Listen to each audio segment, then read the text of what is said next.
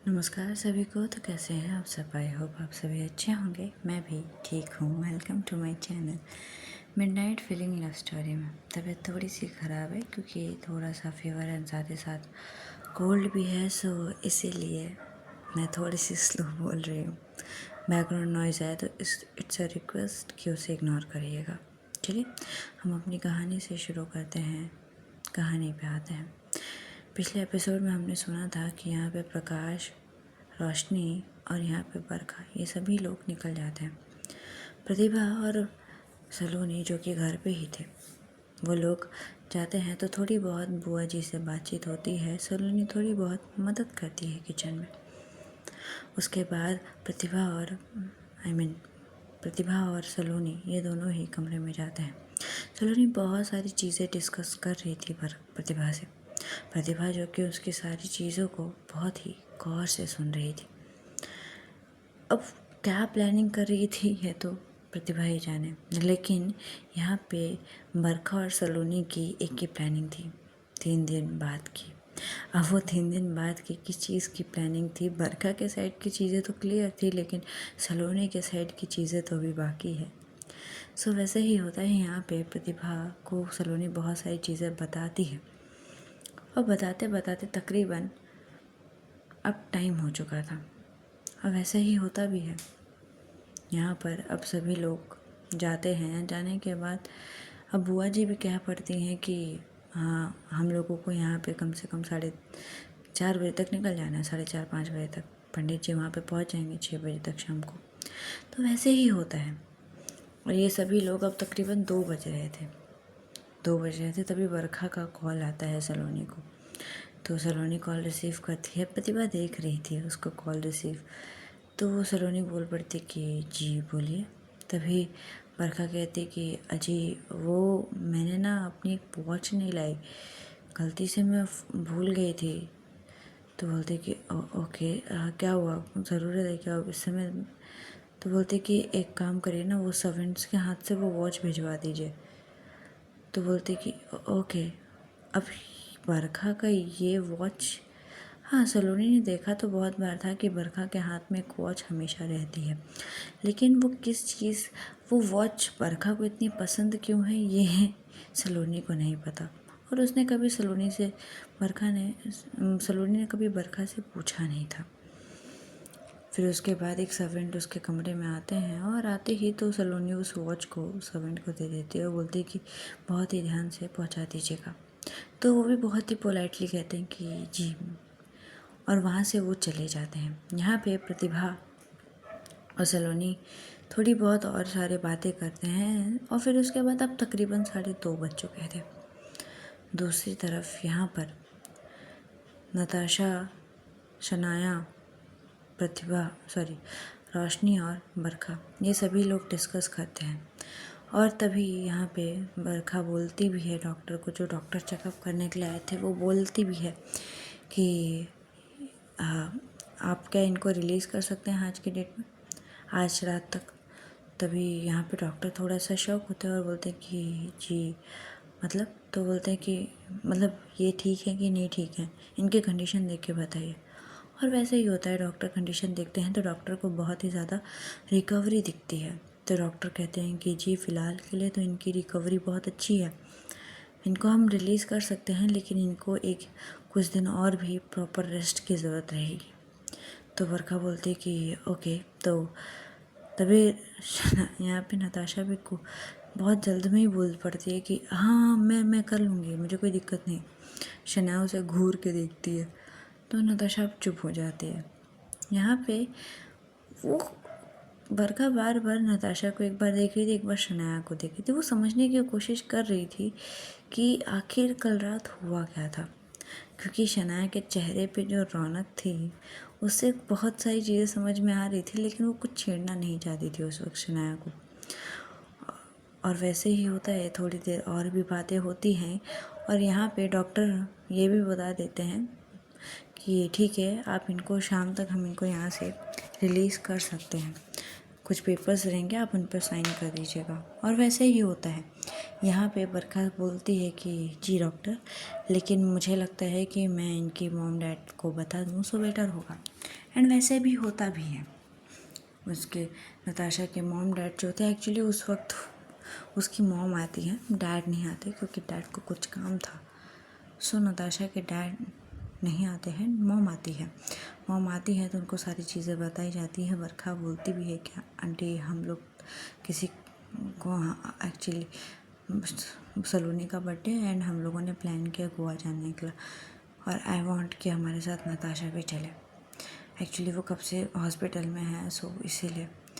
तो यहाँ पे नताशा की मॉम को कोई दिक्कत नहीं थी, लेकिन बोलती कि बट बेटा उसकी तबीयत वो सब, तो वो तभी शनाया बोलते कि आंटी मैं रहूँगी उसके साथ। नताशा की जो मॉम थी वो एक बार शनाया को देखती हुए बहुत ही प्यार से उसके सर पे सहलाती बोलती कि बेटा मैं तुम्हें थैंक यू कैसे बोलूँ, तुम लोगों ने मेरी बच्चे की जान बचाई है। तभी यहाँ पे रोशनी भी आती है और बोलती कि आंटी आप थैंक यू बोल के हमें पराया कर रहे हो, अब ऐसे तो मत करिए ना प्लीज़।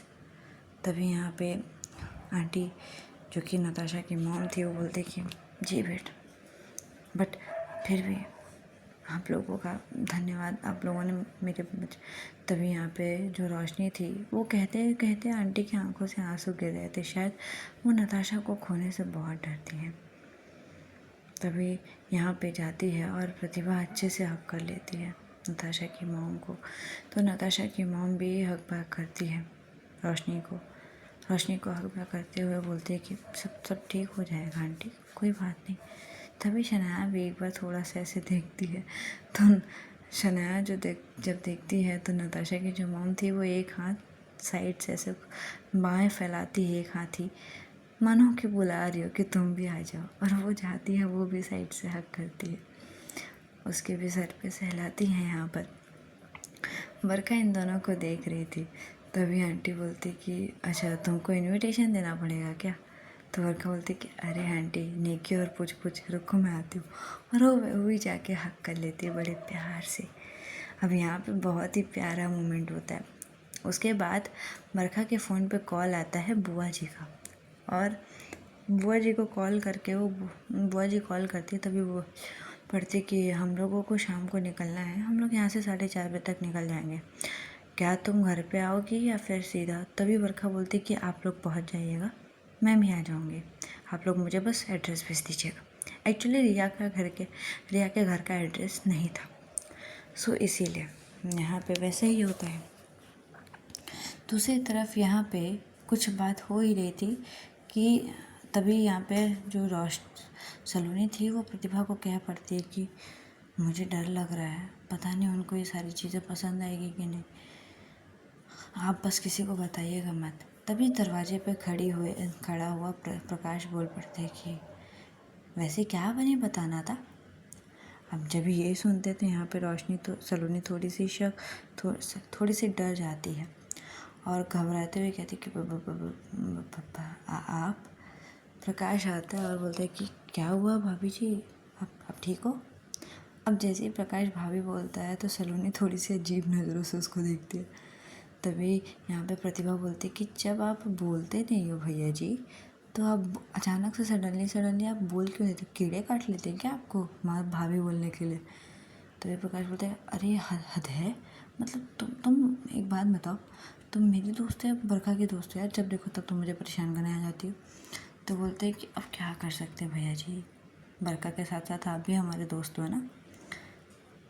तभी प्रकाश बोलता है कि वैसे आप दोनों के बीच में किस बात की खिचड़ी पक रही थी। तभी प्रतिभा कहती है कि वैसे खिचड़ी बहुत अच्छी पक रही थी, लेकिन आपने खिचड़ी में शक्कर डाल के पूरा ख़राब कर दिया। तभी प्रकाश बोलता है कि क्या मतलब। तो बोलते हैं कोई मतलब नहीं, कभी कभी कुछ बातों का मतलब नहीं होता, फील करना होता है। अब क्या ही कहें, और वो थोड़ी सी अजीब सा रिएक्शन देती है। तभी प्रकाश कहता है कि क्या हुआ सलोनी, मतलब कुछ क्या हुआ। तभी यहाँ पे सलोनी की बढ़ती कि कुछ नहीं। तभी यहाँ पे बुआ जी भी आती है और आते ही कहती है कि हम सभी को रेडी होना है क्योंकि बाद में। तभी हम सभी रेडी हो जाते हैं। तभी बरखा कह पड़ती है कि वैसे बरखा कब तक आएगी। तभी यहाँ पे बुआ जी कहते कि वो लोग हमको सीधा रिया के घर पे मिलेंगे। जब रिया का नाम सुना तो प्रकाश के होठों पे हल्की सी स्माइल। हाय हाय, जिसको देखते हुए प्रतिभा फुल छेड़ने के मूड में आ चुकी थी, लेकिन वहाँ पे बुआ जी थी तो वो कुछ कहती नहीं है। जैसे ही बुआ जी जाती है, यहाँ पे सलोनी जो थी वो बोलती कि मैं थोड़ा सा फ्रेश हो जाती हूँ। और वैसे भी होता है, यहाँ पे ये लोग थोड़ा सा फ्रेश अप, यहाँ पे सलोनी फ्रेश होने के लिए चली जाती। तभी प्रकाश कह पड़ता है कि किस बात की खिचड़ी पक रही थी। तभी प्रतिभा कहती कि अरे जब होगा तो देख लेना ना, वैसे भी बरखा की चीज़ें तो आपको पता चली गई है। तो प्रकाश बोलता है कि हाँ, जाके बता दो क्या। तभी यहाँ पे प्रतिभा कहती है कि ओके, आपको अगर मतलब ऐसा खानी है, चप्पल जूते कुछ भी खानी है तो जाके बता दीजिए, फिर सोच लीजिएगा आप अपनी बहन के हाथ से पड़ जाओगे। तो प्रकाश बोलता है कि नहीं नहीं, वैसे मारती बहुत ख़राब है। तभी प्रतिभा पूछती कि आपने मार खाया है। तो बोलती कि तुम बात के खाल काहे निकालने लगती हो, चलो तुम। और वो उसका हाथ पकड़ के नीचे लेकर जाता है। यहाँ पे प्रकाश भी चला जाता है रेडी होने के लिए, तैयार होने के लिए। यहाँ पे सलोनी भी तैयार होने के लिए चली जाती है। सलोनी और ये सभी दोनों फ्रेश होने के लिए थे। यहाँ पे बुआ जी भी थोड़ा बहुत फ्रेश अप हो रही थी और प्रतिभा हॉल में बैठे हुए ऐसे ही अपने फ़ोन में देख रही थी। थोड़ी देर बाद तकरीबन 3:30 बज रहे थे अब दोपहर के। यहाँ पे सलोनी तैयार होकर आती है। हाय हाय, जिस अंदाज में आती है ना, कातिलाना लग रही थी। उसने उसको ज़्यादा सजने संवरने की शायद ज़रूरत नहीं थी। उसकी खूबसूरती पे मानो हर एक कपड़ा अपने आप को कुर्बान कर दे। कपड़े उसके लिए बने या नहीं वो तो नहीं पता, लेकिन हर कपड़ा उसके ऊपर सूट करता है, हर रंग उसके ऊपर सूट करता है, ये हम ज़रूर कह सकते हैं। उसने जैसे कि ज़्यादा कुछ पहना नहीं था, वैसे एक मरून कलर की साड़ी पहनी थी, बहुत खूबसूरत लग रही थी। उस मरून कलर की साड़ी में मानो सलोनी पूरी कयामत लग रही थी, मतलब ऐसा बिजली गिराते हुए आ रही थी। तभी प्रतिभा कहती है कि हाय हाय भाभी जी, आपने ना तो कसम से दिल ले लिया। तभी सलोनी कहती कि क्या। तो बोलती कि आई मीन मतलब आप बहुत बहुत प्यारे लग रहे हैं। क्योंकि वहाँ पे एक सर्वेंट जा रहा था, बेचारा हाथ में ग्लास रखा हुआ था क्या शायद से, वो जा रहा था, लेकिन जब उसकी नज़र सलोनी पे पड़ती है तो उसने ध्यान नहीं दिया था और वो जाते जाते जाके दीवार से टकरा जाता है, जिसको देखते हुए यहाँ पे प्रतिभा थोड़ी सी हंस पड़ती है। वो फटाक से सॉरी बोलते हुए वहाँ से भाग के निकल जाता है। तभी सलोनी कहती कि ये क्या था। तभी प्रतिभा कहती कि अब क्या करें, आपके हुस्न के कई लोग घायल हैं आप यहाँ पर। तभी जो सलोनी थी वो थोड़ी सी हंस बोलती कि कुछ भी है। तभी प्रतिभा बोलती कि चलिए। फिर उसके बाद यहाँ पे प्रकाश आता है। प्रकाश ने ज़्यादा कुछ नहीं, लेकिन एक बहुत ही अच्छा सा टी शर्ट पहन रखा था, जो कि उसके ऊपर सूट कर रहा था। टी शर्ट एंड ज़्यादा कुछ हैवी नहीं, इट्स लाइक बहुत ही हल्का सा टी शर्ट एंड पैंट पहना हुआ था। वैसे भी आदमी ज़्यादा से ज़्यादा क्या ही पहन सकते हैं, टी शर्ट और पैंट पहना हुआ था, जिसमें वो बहुत हैंडसम लगा। और जिस तरीके से अपने बालों को उसने सेट किया था, हाय हाय, कसम से लड़कियां दिल देने के लिए मतलब कूद कूद के आएंगी, इतना प्यारा लग रहा था वो। तो सलोनी देखती है और बोल पड़ती है कि आप अच्छे लग रहे हो। तभी प्रकाश एक बार सलोनी को देखता है, एक बार प्रतिभा को देखता है। तभी प्रतिभा बोलती है कि अरे तारीफ़ करने में सोचना नहीं चाहिए, कर देना चाहिए। तभी प्रकाश उसको घूर के देखता है प्रतिभा को और बोलते कि तुम कब से ऐसी हो चुकी हो। तभी प्रतिभा बोलती कि जब से मेरे लाइफ में नताशा नामक व्यक्ति आई है, क्योंकि ये सारी हरकतें नताशा की सिखाई हुई थी। एक्चुअली नताशा की चीज़ें ही थोड़ी ऐसी हैं कि यहाँ पे प्रतिभा भी थोड़ी बहुत, अब क्या कर सकते हैं, वायरस से कितना ही दूर रहेंगे, तो थोड़ी बहुत वो। यहाँ पे सलोनी थोड़ी सी हंस पड़ती है, बोलती कि उसने आपको भी बिगाड़ दिया। तभी प्रतिभा बोलती कि अरे नहीं नहीं, आपकी दोस्त बिगाड़ी थोड़ी है, आपकी दोस्त ने ना मुझे मेरे ऑरा से हटा कर एक अपने ऑरा में लेकर आ गई है। तभी सलोनी थोड़ी सी हंस पड़ती है। और यहाँ पे ये लोग की बात हो ही रही थी, तभी बुआ जी भी तैयार होकर आ चुकी थी और अब ये सभी लोग शायद निकलेंगे वहाँ से। जब बुआ जी आती है तो एक बार सलोनी को देखती है। सलोनी बहुत खूबसूरत लग रही थी। वो आती है और सलोनी की आँखों में, जो उनके आँखों में काजल ओढ़ा था, वो थोड़ा सा काजल निकाल के सलोनी के कान के पीछे लगा देती है और बोलती है बस किसी की नज़र ना लगे तुम्हें, तुम बहुत प्यारी लग रही हो। तभी सलोनी बहुत ही प्यार से उनको हक करते बोलती कि I know and thank you आपका। तभी बुआ जी कहती कि अरे रे बस बस रुलाओगी क्या? तभी सलोनी कहती जी नहीं, आपको रुलाने का मेरा बिल्कुल ऐसा नहीं था। वो थोड़ी सी घबरा भी जाती। तभी बुआ जी बोलती कि अरे तुम तो चलो। और वैसे होता है। अब ये लोग यहाँ से निकलते हैं सीधा रिया के घर के लिए। प्रकाश ड्राइविंग कर रहा था आज। ड्राइवर को बुआ जी ने बोला तो था, लेकिन प्रकाश बोलता है कि नहीं मम्मा हम लोग चल लेते हैं। और वैसे ही होता है। प्रकाश की मॉम, क्योंकि डैड जो थे प्रकाश के, वो वहाँ से ही जो था सीधा ज्वाइन करेंगे प्रकाश के। वैसा भी होता भी है यहाँ से। अब ये प्रकाश की बुआ जी सलोनी और प्रतिभा, ये सभी लोग वहाँ पे पहुँचते हैं। पहुँचने के बाद डोर पे नॉक करते हैं। जब पहुँचते हैं वहाँ पे तो ज़्यादा बड़ा नहीं, छोटा सा घर, लेकिन इतना बहुत ही क्यूट था वो घर। ऐसा लग रहा था उस घर को, उसकी सुंदरता, जिस तरीके से उसको सजाया गया था, वो घर उस छोटे में भी बहुत क्यूट लग रहा था। वैसे प्रकाश जब देखता है रिया के घर को, हालांकि वो पहली बार तो नहीं आया था, रिया के घर पे वो कई बार आ चुका है, लेकिन फिर भी वो इस तरीके से देख रहा था। तभी प्रतिभा बोलती कि वैसे भाई आप देख तो ऐसे रहे हो जैसे कि आप इस घर में पहली बार आ रहे हो दामाद बन के। तभी प्रकाश घूर के देखते, बोलते कि क्या मतलब है तुम्हारा? तो बोलते कि नहीं मतलब सच सच बताना, क्या आप रिया जी से मिलने के लिए यहाँ पे चुपके चुपके कभी नहीं आए थे? तभी प्रकाश कहता है कि तो तुम मुंह बंद नहीं रख सकती क्या? तो बोलते कि अच्छा ठीक है, नहीं बोलती कुछ, वो नताशा नहीं है ना, तो मैं उसकी कमी पूरी कर रही हूँ। सलोनी थोड़ी सी बोलती कि प्रतिभा, तो प्रतिभा थोड़ी सी चुप हो जाती, बोलती कि ओके ओके भाभी। और अब ये डोर ओपन होता है। यहाँ पे रिया के जो चाचा चाची थे वो आते हैं। बहुत ही प्यार से, बहुत ही सॉफ्ट तरीके से वेलकम किया जाता है उनका। रिया शायद घर पे थी और वो शायद इन लोगों के आने से पहले थोड़ा सा सीन पे जाते हैं रिया के घर पे। रिया के घर पे यहाँ पे चाचा जी कह पड़ते हैं कि आज तुम थोड़ा सा लेट जाओगे। तभी रिया कहती है कि पर चाचा जी मुझे जाना पड़ेगा, मेरा पेशेंट्स है। तो बोलते कि तुम्हारे पेशेंट से पहले ना तुम्हारे लिए कोई देखने आ रहा है, प्रकाश आ रहा है, यहाँ पे काम है ना। तभी रिया कहती कि जी चाचा जी। और वो बहुत ही सैड वाली वाइब दे रही थी। जब प्रकाश जाता है घर पे, ये सभी लोग जाते हैं तो देखते रिया को, रिया का मुंह उतरा हुआ था।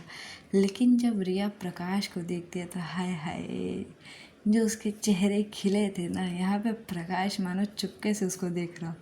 तभी प्रतिभा फिर से क्या पड़ती है, हाय हाय क्या बात है, मतलब भाभी जी की स्माइल मतलब कसरदार, एकदम मज़ेदार है यार। मतलब आप काहे, मतलब मैं बहुत खुश हूँ भाई। तभी प्रकाश बोलते कि तुम ना अपने अरमानों पे ज़रा सा लॉक लगाओ और मेरी बंदी को ऐसे मत देखो। तभी प्रतिभा बोलती कि ओए होए बंदी। तभी प्रकाश बोलते कि क्या दिक्कत है तुम्हें अब? और वो थोड़ा सा उसकी तरफ देखते हुए कहता है। तो प्रतिभा बोलती कि वैसे कुछ नहीं, लेकिन आगे जाके आपकी बंदी को कोई दिक्कत ना हो जाए। प्रकाश बोलते क्या मतलब? तभी यहाँ से प्रतिभा हट के सीधा जाके सलोनी के पास बैठ जाती है। और ये लोग शायद कुछ खाने के लिए बैठने वाले थे और शायद बुआ जो चाची जी थी वो कुछ बोलने वाली थी। तभी गाड़ी की हॉर्न की आवाज़ आती है। और गाड़ी की हॉर्न की जब आवाज़ आती है तो यहाँ पे अब सभी लोगों की नज़र शायद मतलब डोर पे जाती है। डोर जो कि लॉक था, तो यहाँ पे जो चाचा जी थे वो जाते हैं तो डोर ओपन करते हैं तो वहाँ पे बरखा खड़ी थी। बरखा और साथ ही साथ रोशनी, ये दोनों जन खड़े थे। बरखा, रोशनी और समीर, ये तीन जन जब खड़े थे तो ये तीनों को जब देखती है तो यहाँ पे थोड़ी सी प्रतिभा शॉक हो जाती है और समीर को देख के तो स्पेशली शॉक हो जाती है। बोलती है कि ये कब आया? तभी समीर कहता है कि अरे यार मत पूछ मैं कब आया, और वो सीधा आके प्रतिभा के पास ही खड़ा हो जाता है। रोशनी भी आती है, रोशनी आती है प्रतिभा के पास और पूछती है कि आप ठीक हो? तो बोलती कि वैसे आपने जिस हाल में छोड़ के गए हो ना, मैं पहले से ही बेहाल हूँ और अभी तो और बेहाल हो रही हूँ। चलो अब थोड़ा सा अच्छा लगा आप आ गए। तभी रोशनी थोड़ा सा प्रतिभा के शोल्डर पे मारते हुए कहती कि मतलब कुछ भी। तभी प्रतिभा कहती कि अब क्या करें। सलोनी आती है, बरखा भी आती है, सलोनी के पास में ही बैठती है। प्रकाश और रिया भी साथ में ही बैठे हुए थे। तभी यहाँ पे चाचा जी कह पड़ते हैं कि थोड़ी देर में पंडित जी आने वाले, वो कुंडली देख के सारी चीज़ें तय करेंगे। तभी चाची जी कहती है कि हाँ बिल्कुल, और तब तक के लिए आप लोग कॉफ़ी पी सकते हैं और थोड़ी बहुत बातें। और यहीं पे ये थोड़ी बहुत बातें चल रही थी। यहाँ पे बरखा कुछ कहना चाहती थी, लेकिन वो शायद इंतज़ार कर रही थी किसी चीज़ का। सलोनी देखती है, बरखा से पूछती भी है कि क्या हुआ है। तभी बरखा कहती कि कुछ नहीं, बस मैं वेट कर रही हूँ। तभी प्रकाश जो था वो एक बार बरखा को देखता है। बरखा मानो प्रकाश को इशारे में ही कह रही थी कुछ बोलने के लिए। तभी प्रकाश बोलता है कि मैं कैसे बोलूँ, तुम बोलो। तो बरखा बोलती कि आप बोल रहे हो कि नहीं, और इशारे में वो धमकी वाली मतलब इशारे कर रही थी। तभी सलोनी उसकी तरफ देखते हुए और हल्के से मतलब अपनी चुटकी बजाते हुए कहती कि एक्सक्यूज़ मी, क्या चल रहा है? तभी बोलते कि वो कुछ नहीं है, मैं कुछ नहीं कर रही हूँ। तभी सलोनी कहती कि ठीक है, कॉफ़ी पी लीजिए। यहाँ पे बरखा फिर से जैसी कॉफ़ी पीने जा रही थी तो एक बार बरखा प्रकाश की नज़र को देखती है और बोलती कि बोलो जल्दी से। तो प्रकाश थोड़ा सा ऐसा अब डर जाता है और बोलता है कि मुझे कुछ कहना है। जब ये कहता है तो यहाँ पे सभी लोग अब प्रकाश की तरफ देखते हैं, जो कि बात चल रही थी थोड़ी बहुत, क्योंकि अब यहाँ पे प्रकाश के डैड भी आ चुके थे। तो उसके डैड की और चाचा जी की बात चल ही रही थी। प्रकाश जो रिया जी की चाची जी थे और बुआ जी जो थे, उनके बीच में भी बात ही चल रही थी कुछ चीज़ों को लेकर। तभी प्रकाश कह पड़ते कि मुझे कुछ कहना है आप लोगों से। उसके चाचा जी की तरफ कहते हुए, चाचा चाची की तरफ देखते हुए कहता है। तभी वो लोग चाचा जी कह पड़ते कि हाँ बोलो बेटा, क्या हुआ? तभी प्रकाश कहता है कि वो हम लोग 2-3-4 दिन के लिए। तभी चाची कहते हैं 2-3 दिन के लिए या 3-4 दिन के लिए?